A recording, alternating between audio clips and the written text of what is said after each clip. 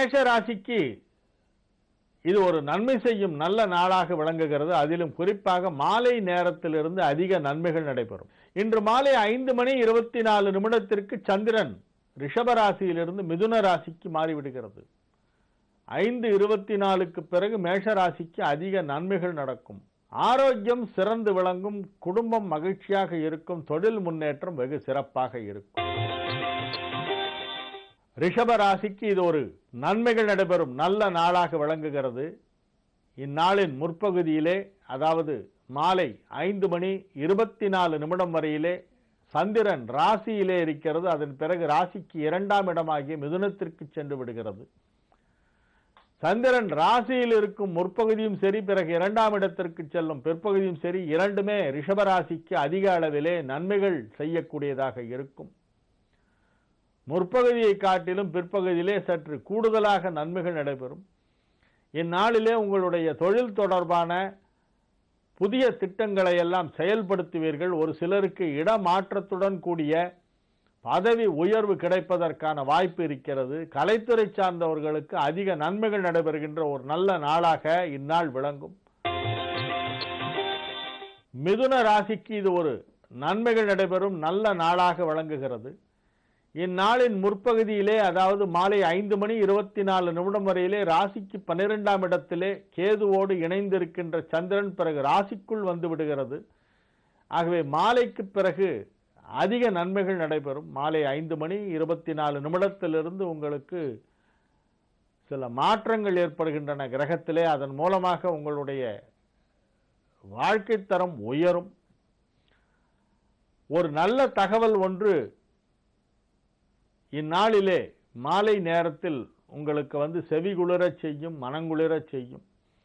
நீங்கள் செய்து கொண்டிருக்கும் முயற்சிகளுக்கான பலன் இந்நாளிலே கிடைக்கும். அதிக நன்மை நடைபெறக்கூடிய ஒரு நல்ல நாளாக இந்த நாள் விளங்குகிறது.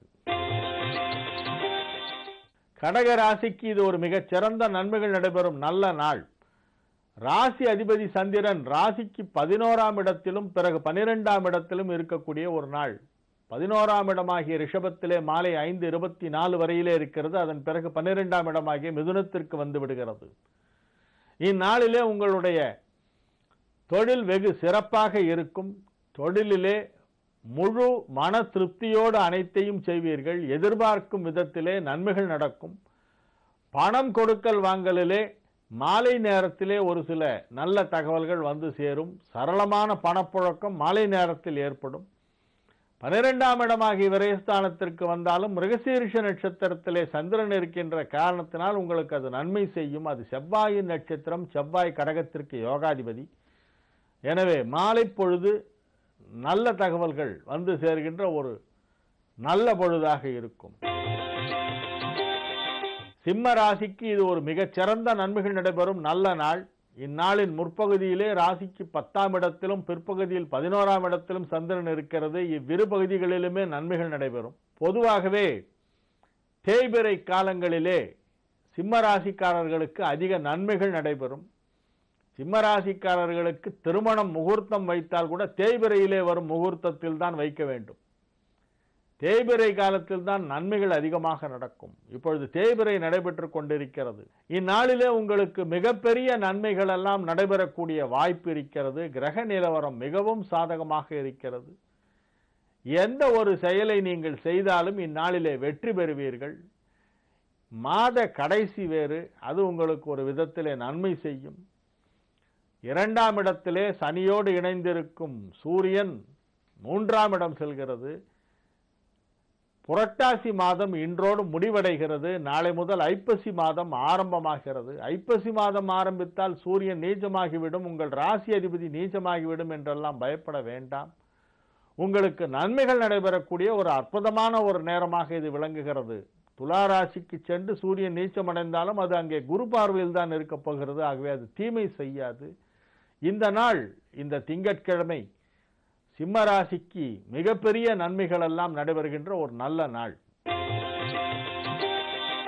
கன்னி ராசிக்கு இது ஒரு மிகச் சிறந்த நன்மைகள் நடைபெறும் நல்ல நாளாக விளங்குகிறது. ராசிக்கு 9ஆம் இடத்திலே மாலை 5:24 வரையிலே இருக்கும் சந்திரன் பிறகு 10ஆம் இடமாகிய மிதுனத்திற்கு சென்று விடுகிறது. இவ்விரு நிலைகளிலுமே கன்னி ராசிக்கு நன்மைகள் நடைபெறக்கூடிய ஒரு வாய்ப்பு இருக்கிறது. ராசியில் இருக்கும் சூரியன் சனி சேர்க்கை என்பது இன்று ஒரு நாள் தான் இருக்கிறது. நாளை முதல் வெறும் சனி மட்டும்தான் அங்கே இருக்கும். சூரியன் துலாத்திலே இருக்கும். ஆகவே நன்மைகள் நடைபெறக்கூடிய ஒரு நல்ல நேரம் இப்பொழுது ஆரம்பமாகிவிட்டது என்று சொல்லலாம். மிகப்பெரிய செயல்களெல்லாம் நீங்கள் சுலபமாக செய்து வெற்றிகரமாக அனைத்தையும் செய்து முடிக்கின்ற ஒரு அற்புதமான நாளாக இந்த நாள் விளங்கும். அதிக அளவிலே நன்மைகள் நடைபெறக்கூடிய ஒரு நல்ல நாள். துலா ராசிக்கு மாலை 5:24 வரையிலே சந்திராஷ்டமம் இருக்கிறது. அதன் பிறகு சந்திராஷ்டமம் முடிந்து விடுகிறது. முக்கியமான வேலைகள் ஏதேனும் இருந்தால் அதை மாலை நேரத்தில் செய்தால் உங்களுக்கு வெற்றி கிடைக்கும். மாலை 5:24 பிறகு நீங்கள் செய்யும் அனைத்து செயல்களும் வெற்றி பெறும். முயற்சிகள் அனைத்தும் வெற்றி பெறும். நல்ல தகவல்கள் வந்து சேரும். நன்மைகள் நடைபெறும். மகிழ்ச்சியாக இருப்பீர்கள். பகல் பொழுதை இறை வழிபாட்டில் செலவிடவும். ராம் ராம் என்று சொல்லி ராமநாமத்தை ஜபிக்கவும்.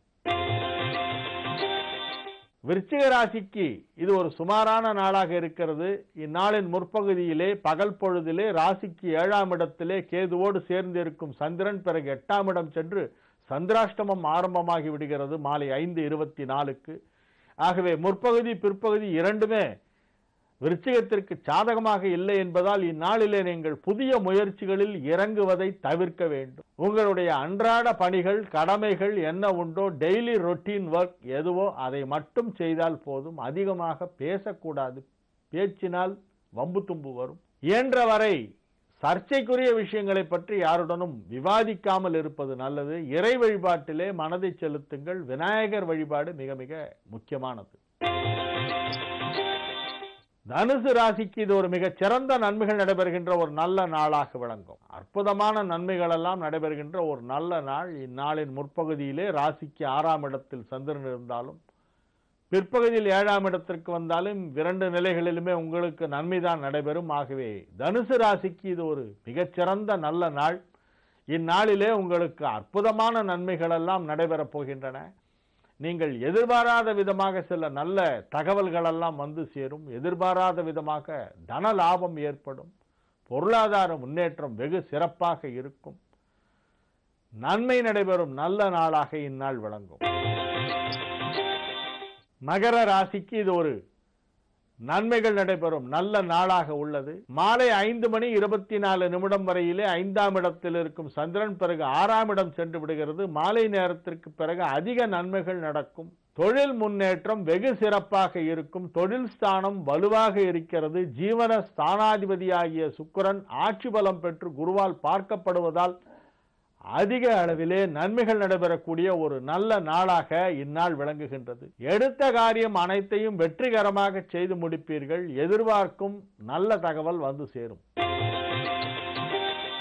கும்பராசிக்கு இது ஒரு மிகச் சிறந்த நன்மைகள் நடைபெறும் நல்ல நாள். சிம்மத்தை போலவே கும்பத்திற்கும் தேய்பிறை காலங்களில் தான் அதிக நன்மைகள் நடக்கும். தேய்பிறையிலே நன்மை நடப்பது யாருக்கெல்லாம் என்றால் ரிஷபம், சிம்மம், தனுசு, கும்பம் இந்த 4 ராசிக்காரர்களுக்கும் தேய்பிறை தான் மிகவும் அதிர்ஷ்டமானது. ஏனென்றால் இவர்களுக்கு சந்திரன் நன்மை செய்யாது. அது தேயும் பொழுதுதான் இவர்களுக்கு நன்மைகள் நடைபெறும். சில பேர் திருமண முகூர்த்தம்னா அது ஏதோ வளர்பிறையில மட்டும்தான் வைக்கணும்னு நினைச்சிட்டு இருக்காங்க. அது தவறு. எந்த ராசிக்கு வளர்பிறையில வைக்கணுமோ அதுல வைக்கணும். எந்த ராசிக்கு தேய்பிறையில வைக்கணுமோ அவர்களுக்கெல்லாம் தேய்பிறையில் வைக்கணும். அதனால்தான் தேய்பிறை முகூர்த்தங்கள்லாம் பஞ்சாங்கத்தில் கொடுத்துருக்காங்க. ஒரு சில ராசிகளுக்கு தேய்பிறை தான் நன்மை செய்யும். அந்த வகையிலே கும்பராசிக்கு தேய்பிறை அதிக நன்மை செய்யும். அதிலும் சந்திரன் கேதுவோடு இணைந்திருக்கின்ற முற்பகுதியும் சரி. அதன் பிறகு 5ஆம் இடத்திற்கு சென்று மிருகசீரிஷ நட்சத்திரத்திலே சந்திரன் இருக்கக்கூடிய மிதுன ராசியிலே இருக்கக்கூடிய மாலை 5:24 பிற்பட்ட பகுதியும் சரி. இரண்டுமே கும்பராசிக்கு அதிக நன்மை செய்யும். கும்பத்திற்கு இது ஒரு மிகச் சிறந்த நன்மை நடைபெறும் நல்ல நாள்.